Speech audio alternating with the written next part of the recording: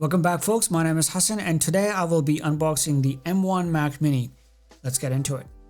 Okay, so this is the box that came this morning while I was working, and yeah, let's check it out. Tab to open it, so let's do that.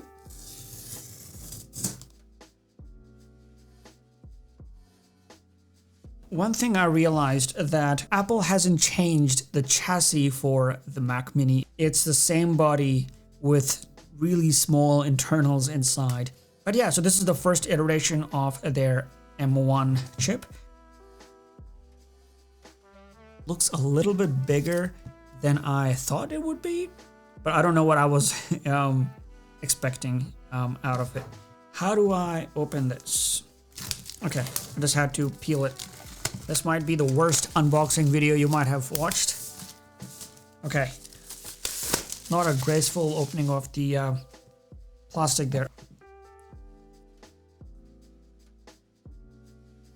Let's put it aside. Let's put the computer aside and let's see what they have here. Okay, so just your average documentation, a power cable, and that's it. So the box had the Mac Mini,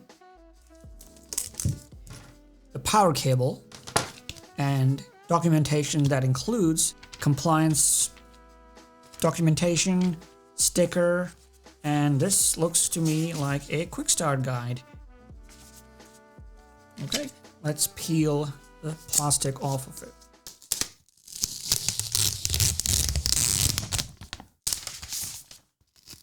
In the back, you have a few ports. From left to right, you have the power port, the Ethernet port, two USB-C, USB 4, and Thunderbolt 3. Then you have a HDMI, which is interesting because this is the only M1 Mac that allows you to connect two monitors.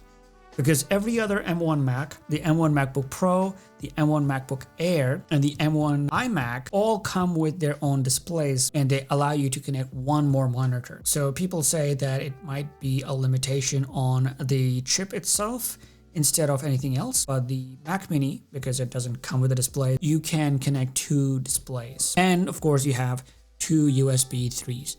So yeah, that's about it. You get the device. You get the cable.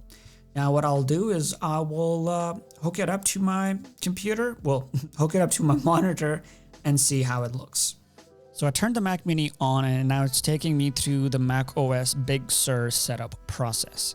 It is similar to the setup process on any Mac, and it just doesn't feel like there's anything different in this case as compared to the others.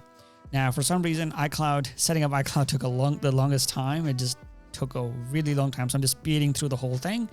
And yeah, almost done. And here we go. So the setup process is complete. And the only thing left for me to do now is install different apps. I'll start with Final Cut Pro and some of other apps. So there you have it. So this was just a little unboxing video and setting it up for the first time. And yeah, see you in the next video. Cheers.